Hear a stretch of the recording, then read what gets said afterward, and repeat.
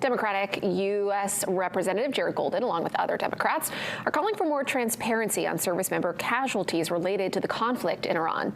In a letter to President Trump, the lawmakers write, quote, "The U.S. government owes U.S. service members, their families, and every American the truth about all U.S. casualties in the war with Iran.